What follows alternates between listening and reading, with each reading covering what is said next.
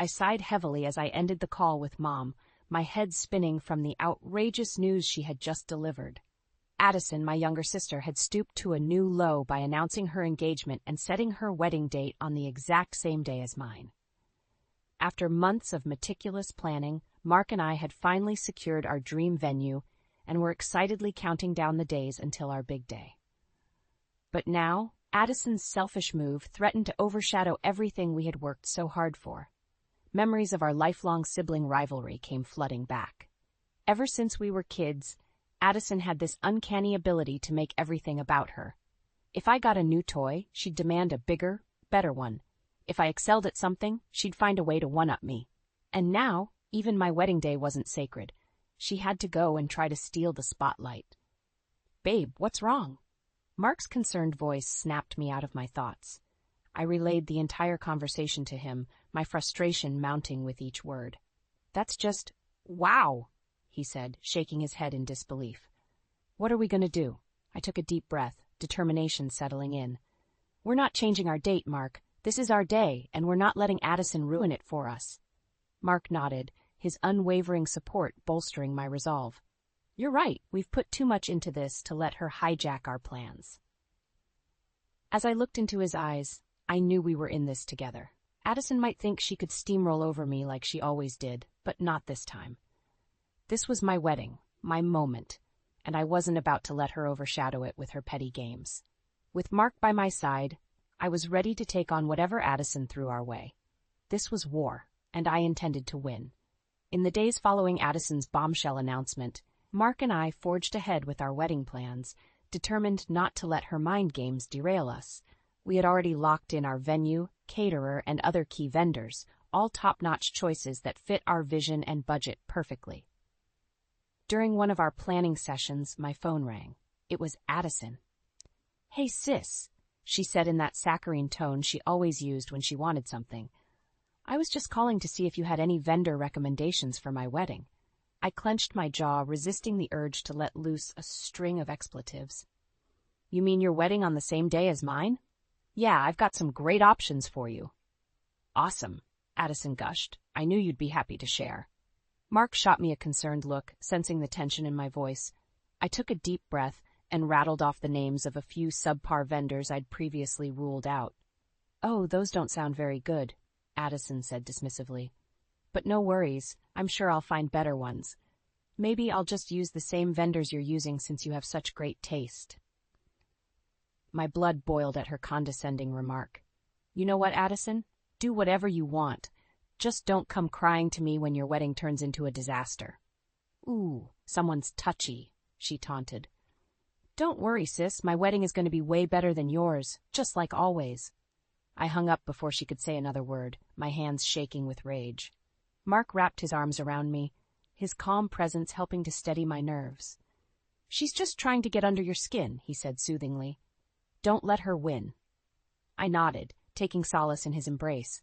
Addison might think she could steamroll over me like she always did, but this time would be different. This was my wedding, my moment, and I wasn't about to let her ruin it with her petty games. An idea began to form in my mind, a way to outsmart Addison at her own game. If she wanted to copy my wedding plans, I'd feed her false information and watch her scramble to keep up. A sly smile crept across my face as I turned to Mark. "You know, I was thinking we should get an ice sculpture of a dragon for the reception."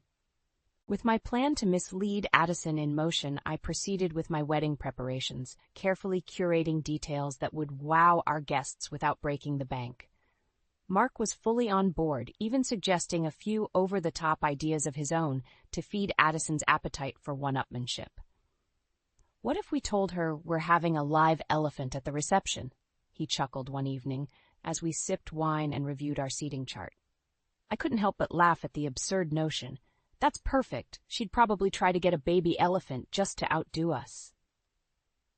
As the weeks went by, Addison kept peppering me with questions about our plans, and I happily obliged with increasingly outrageous fabrications, from a 10-tier cake adorned with edible diamonds to a choreographed dance number performed by our bridal party. With each new detail, I could practically hear the gears turning in her head as she schemed ways to upstage us. Meanwhile, Mom's involvement only added fuel to the fire. Despite my repeated pleas for her to stay neutral, she continuously took Addison's side, dismissing my concerns as petty jealousy. "Jenny, you know how important this is for your sister," she said during one of our many arguments. "Can't you just be happy for her?" "Happy for her?" I sputtered incredulously. "She's trying to hijack my wedding day, and you're enabling her."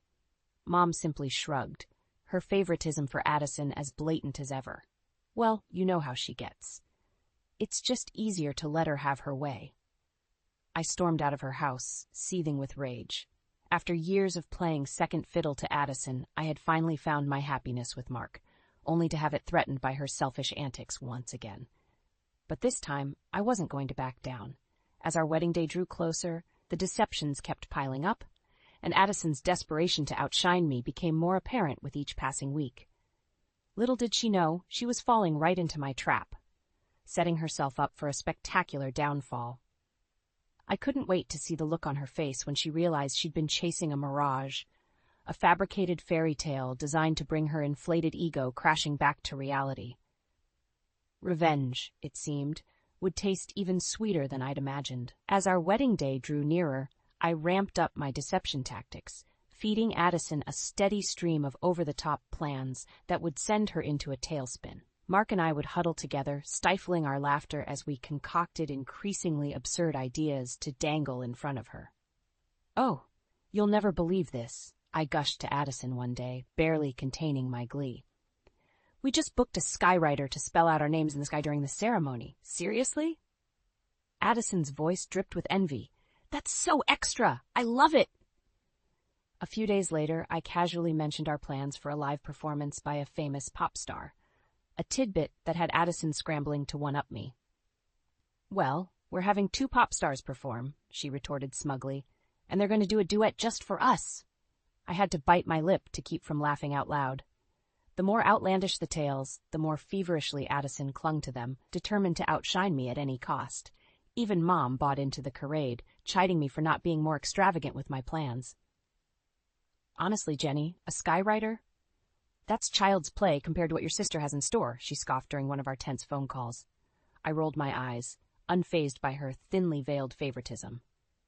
"Whatever you say, Mom. I'm sure Addison's wedding will be a real spectacle." As the big day approached, the excitement and tension reached a fever pitch. Addison's incessant calls and texts became more frantic, each one filled with breathless updates about her latest over-the-top addition. "I just hired a troupe of circus performers to do aerial routines during the reception," she crowed triumphantly. I simply smiled to myself, enjoying the sweet taste of revenge as she dug herself deeper and deeper into a hole of her own making. Finally, the night before our weddings, Addison showed up at my door, her perfectly coiffed hair and impeccable makeup a stark contrast to the wild desperation in her eyes. "Okay, spill it," she demanded, her voice quivering with a mix of envy and dread. "What other surprises do you have planned? I need to know so I can top it." I regarded her calmly, reveling in this moment of delicious payback. "No surprises, sis," I said with a sly grin. "Just a heartfelt ceremony and a night of love and laughter with the people who matter most." Addison's face fell, the realization finally sinking in that she'd been chasing a phantom, sacrificing the authenticity of her own wedding in her desperate quest to outdo me. As she stormed away, I felt a weight lift from my shoulders. The war was won, and the ultimate victory was mine. In the final days leading up to our weddings, the tension reached an almost unbearable pitch. Addison's frantic calls and texts became a constant barrage as she scrambled to top the absurd embellishments I'd fed her. "Just booked a hot air balloon to make a grand entrance," she bragged, breathlessly. "What do you think about that?" I rolled my eyes. "Sounds lovely. Very extravagant." Meanwhile, Mom's interference only added to the stress. Despite my repeated pleas for neutrality, she remained firmly in Addison's corner, badgering me daily about my supposedly lackluster plans. "I don't know why you insist on this low-key approach," she chided during one heated phone call. "This is supposed to be the biggest day of your life." "It is the biggest day of my life, Mom," I shot back, struggling to keep my tone even. "And I want it to be about Mark and me, not a circus sideshow." Her derisive snort spoke volumes. Well, don't come crying to me when Addison's wedding puts yours to shame. I ended the call abruptly, my hands trembling with frustration. Even now, on the eve of what should have been a joyous celebration, Addison's insatiable need to outshine me threatened to cast a shadow over everything. But I refused to let her ruin this moment. As the clock ticked down, Addison's antics reached fever pitch. Rumors swirled of her shelling out exorbitant sums for increasingly ridiculous spectacles, from a troupe of exotic animal performers to a live satellite feed broadcast around the world. Through it all, Mark remained my rock, his calming presence and unwavering support, helping me stay focused on what truly mattered. Just ignore the noise, he soothed as we lay in bed the night before our wedding. Tomorrow is about us, and nothing else. I nodded, drawing strength from his words and the knowledge that no matter what Addison threw our way, our love would prevail. As the sun rose on our big day, a strange sense of peace washed over me. Addison could have her garish sideshow. I was about to marry the love of my life, surrounded by the people who truly mattered. And when the dust settled and the curtain fell on her elaborate parade, I knew she would be left with nothing but an empty spectacle and a lifetime of chasing shadows. While she scrambled to outdo a fantasy, I would be basking in the warm glow of reality. A love story written not in grand gestures, but in the simple, profound moments that truly make a marriage. The morning of our weddings dawned bright and clear, but the dueling nuptials unfolding promised to be anything but serene.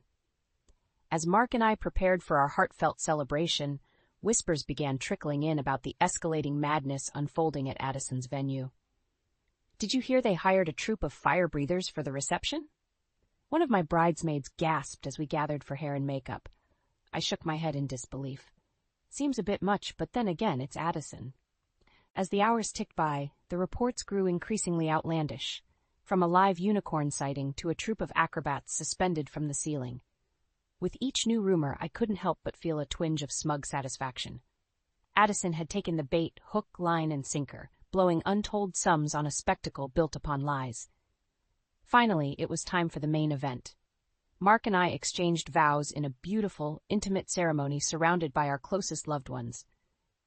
A far cry from the three-ring circus unfolding just miles away. As we sealed our union with a kiss, I felt a profound sense of peace wash over me. This was real, authentic love, not some hollow performance fueled by envy and one-upmanship. The serenity didn't last long, however. No sooner had we retreated to the reception venue than my phone began ringing incessantly. It was Addison, her voice teetering on the edge of hysteria. "Jenny, how could you do this to me?" she wailed, the fury in her tone barely masking the desperation. "My wedding is falling apart." I glanced at Mark, who nodded reassuringly.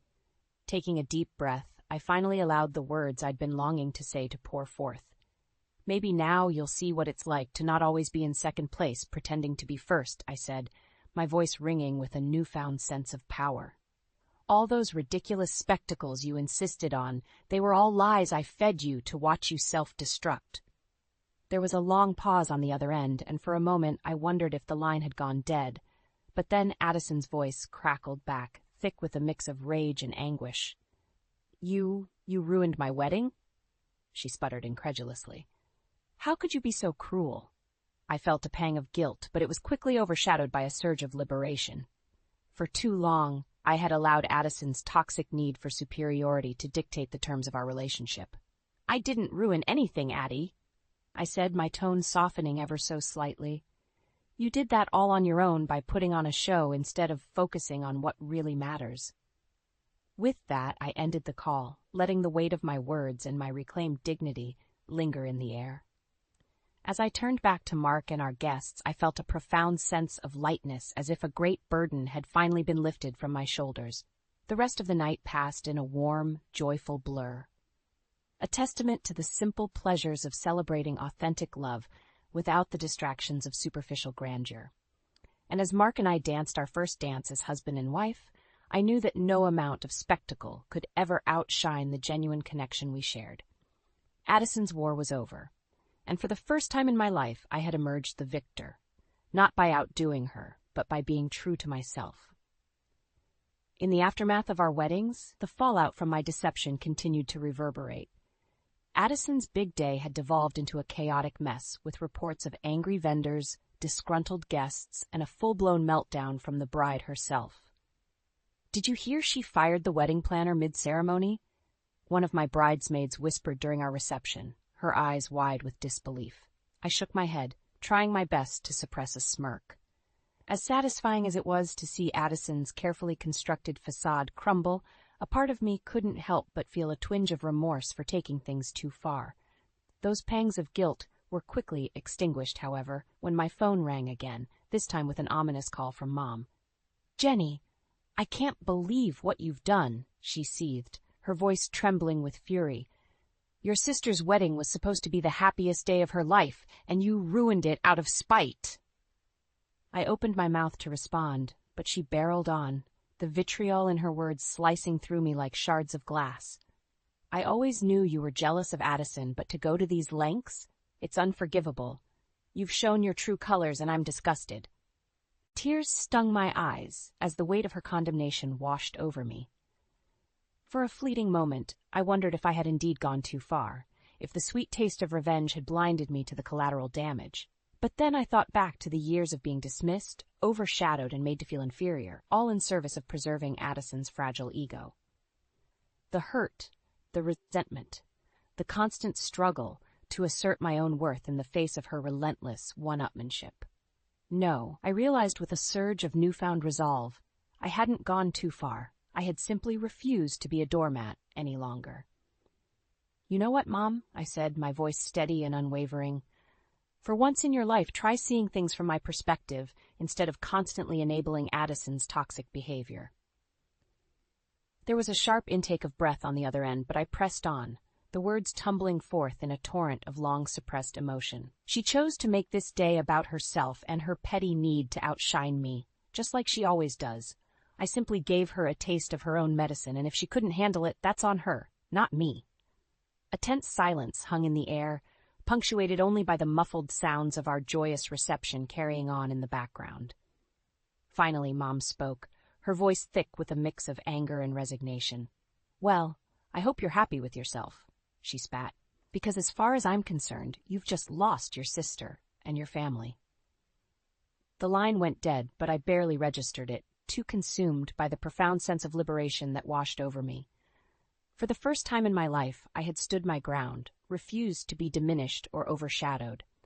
And as I turned back to Mark, his warm embrace enveloping me, I knew that I had everything I needed, a love rooted in mutual respect, understanding, and unwavering support.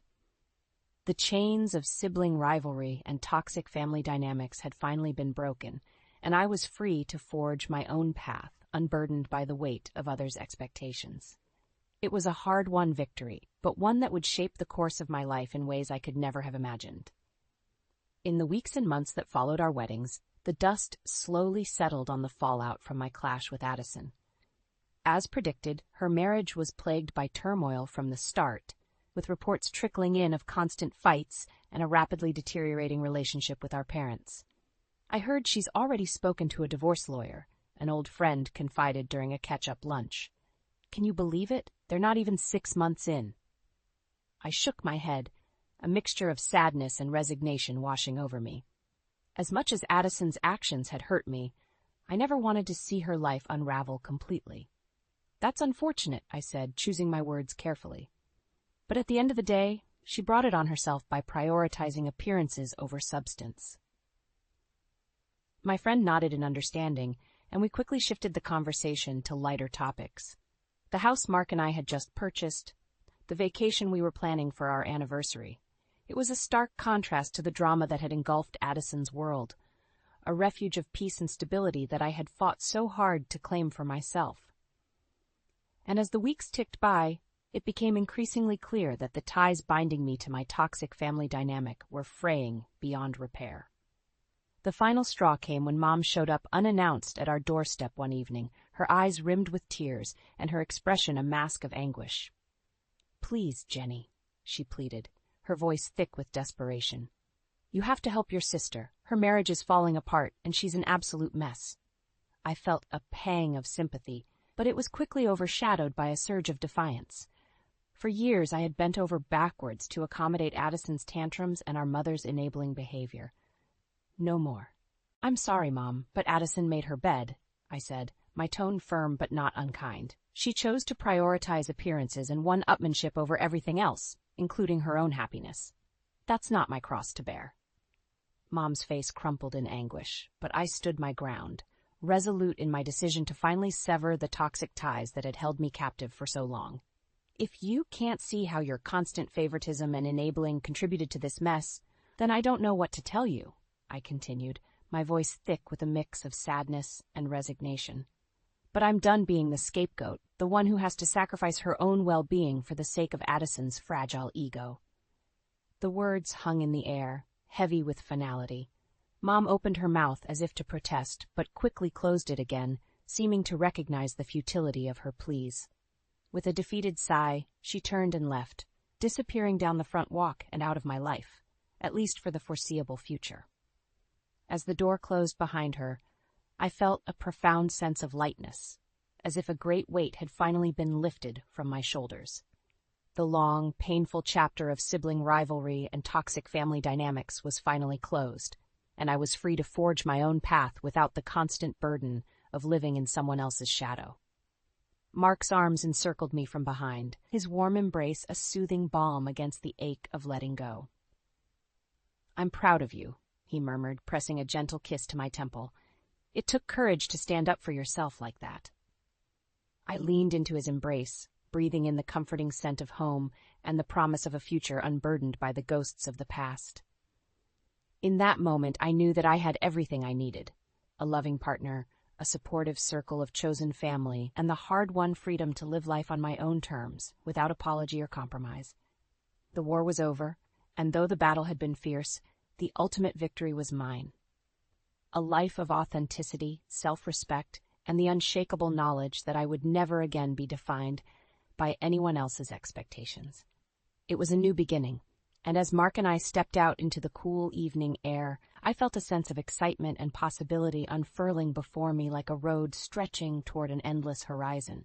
The future was mine to write, and this time the story would be my own.